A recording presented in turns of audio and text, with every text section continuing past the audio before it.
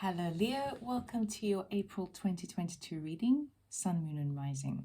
I'll do the sun bowl for about 20 seconds just to tune into the energy and to cleanse the space. So if you'd like to take a nice deep breath in and exhale.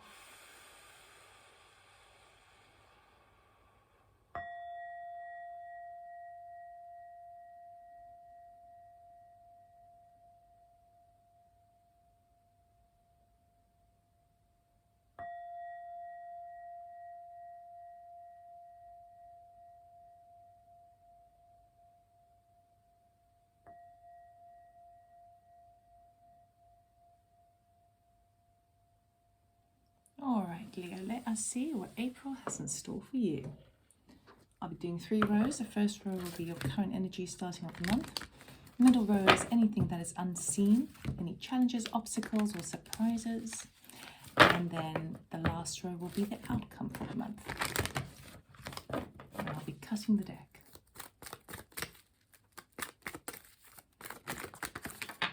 Emperor wants to jump out there, which is big fat lion, which is you. Right.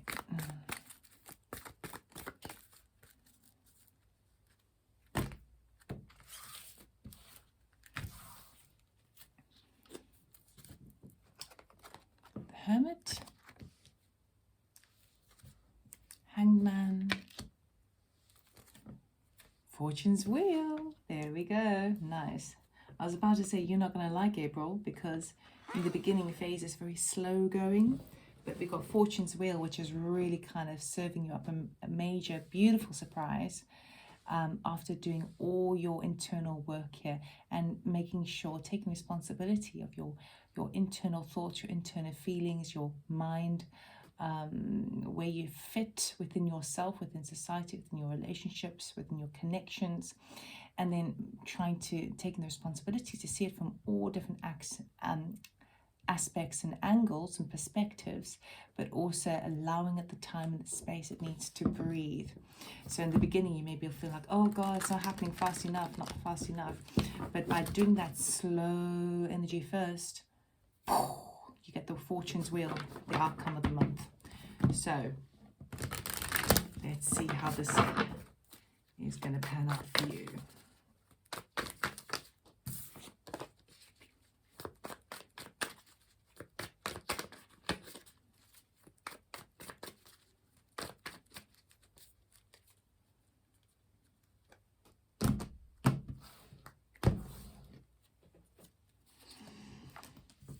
Knight of Wands, 9 of Wands, Queen of Wands. There's your energy here.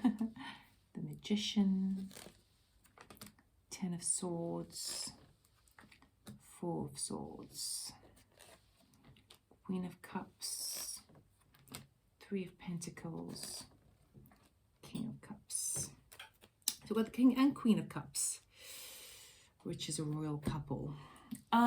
Yeah, as I said, you're not going to like the month for the most part of it, particularly this hanging in there, you know, just like this delay in the situation. Initially, you're starting off the month in that hermit phase of really trying to work out for yourself, where do you put your energy with the Knight of Wands? Where do you thrust forward? What is your action orientation forward? And where do you manifest? How are you manifesting your reality? Why does the world around you look as it does? And you're kind of going and doing some deep internal exploration into why your reality looks the way it does, okay? What it does do as well is we've got the softening energy with the Queen of Cups over here. It puts you into a very sort of mutable space, a fluid, emotional kind of fluid-like space, which allows you to be a bit softer with yourself, which I really like, okay? And that's all good and well, and I think you're managing that really, really well. Trouble is this delay, so then things don't feel like it's happening fast enough, okay? Because you want now to, once you've done that, once you've kind of done that internal work, it seems like kind of very responsible spiritual work and practice that you're doing over there, which is great. But then you're like, okay, well, I've done that now. Now I want to move on. But there's a delay. Because we've got the 9 of Wands here and the 10 of Swords. These are 2 very heavy cards, okay? Nine of Wands talks about reaching the end of a cycle, or not end of a cycle, but it feels like you've fallen to your knees. Okay, have a look here. He's fallen to his knees because he doesn't know he doesn't think he can carry on. He's so tired, he's exhausted. This could be work related. It could be any situation where you just feel like, I don't think I've got the willpower to move on anymore. But this card does remind you that you actually have more reserves in you than you realize. And because it's a 9, you are actually reaching the end. It could also be that internal introspection with the Hermit is a thing that you're like so over with. You're fed up of exploring it, right? The 10 of Swords talks about, is also a very heavy card, talking about a feeling of great loss, okay? Sometimes it can refer to feeling a bit stabbed in the back. Sometimes it can talk about physical pain. Sometimes it can talk about when something is dead, done and over with, okay?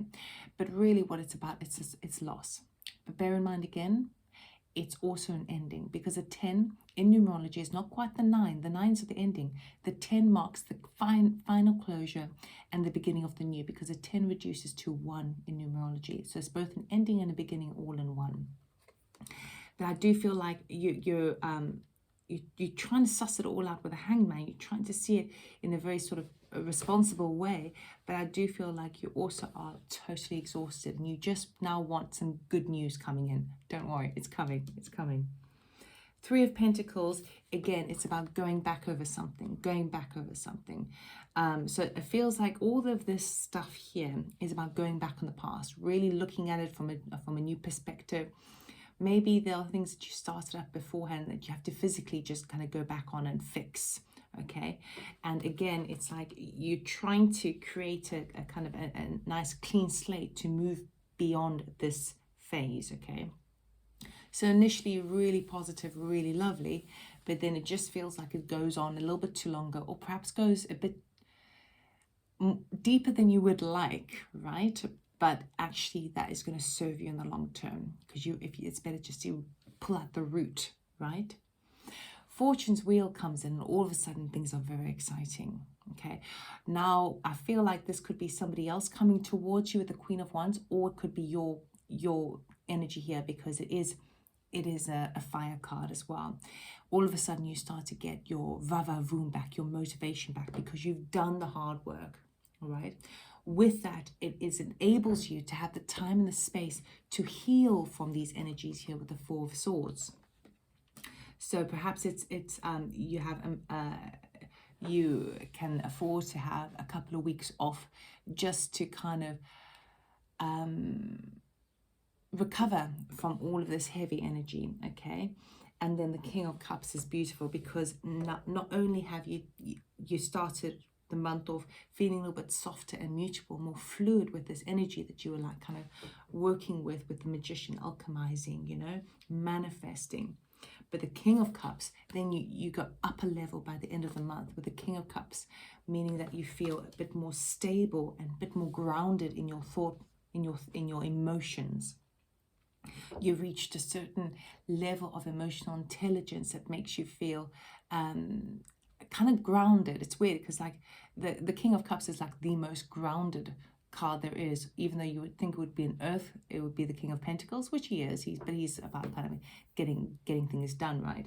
But the King of Cups is like really, he is in tune with his emotional body, and he's in tune with how that plays out in his reality, and he has found peace, inner peace with it, which is really good. He knows himself at a much deeper level, and I feel like that's the thing that you're coming up to the end of the month. Let us clarify further with the mini Rider-Waite.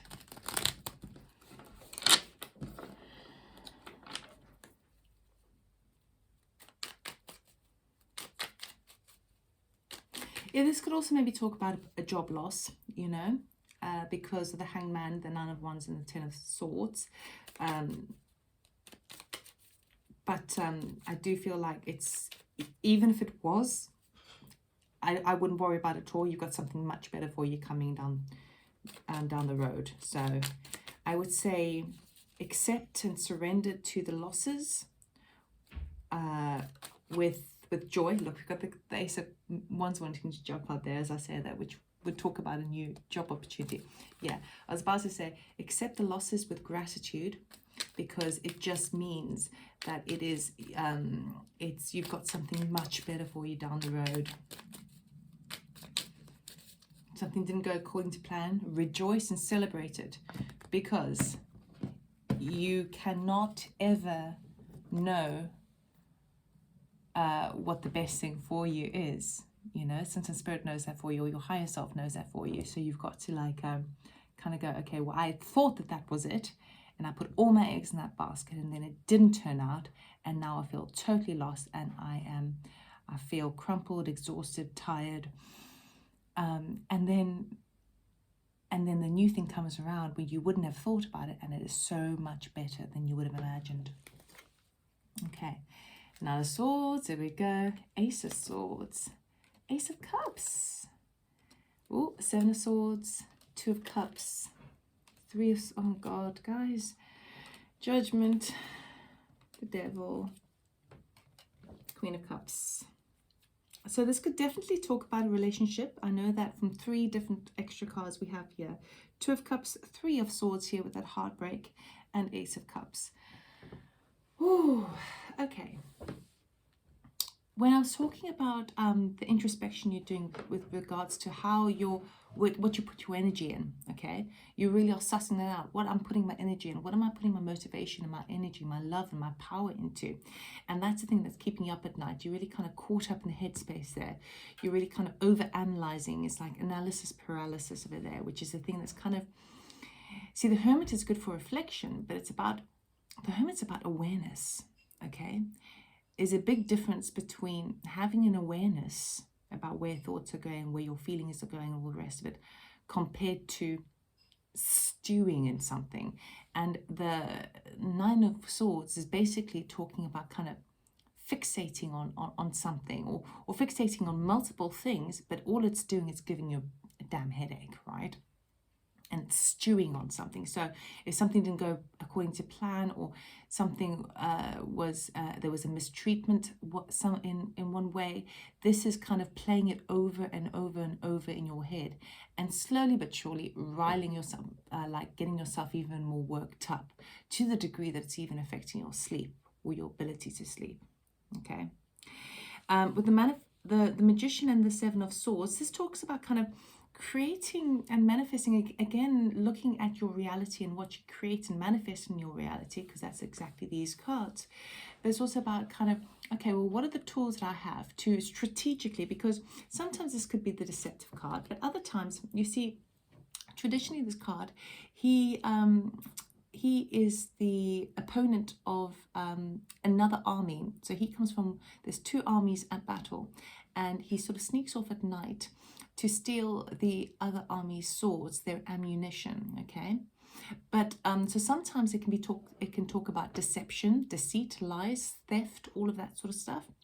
In other times, it feels it talks about having strategy, okay? So not just going head on, but doing things in a roundabout way with cunning. And that's what I feel like with you. I don't feel like it's deception as such, but it is a slight, maybe either a departure, but it feels more sort of strategy. What is the best strategy? Because particularly with that Hermit card and that Magician, this feels more like a working out what your strategies are for what you manifest in your life, okay? And then with the Queen of Cups, we've got the Judgment card. So again, you're having that internal judgment on where you sit within your heart space, within your emotional body. This could even be a judgment beyond you, right? That is affecting your heart space too. Now with the Hanged Man, you've got the Nine of Wands, where I was saying, you know, you feel a bit at the end of your tether. So this could obviously be work related. But you feel like you can't move forward, and then you get that aha moment with Ace of Swords. So new communication comes in. That's why the Hanged Man is necessary. That's why the delay is necessary, because you needed that new information, that new communication to come in before you can move beyond.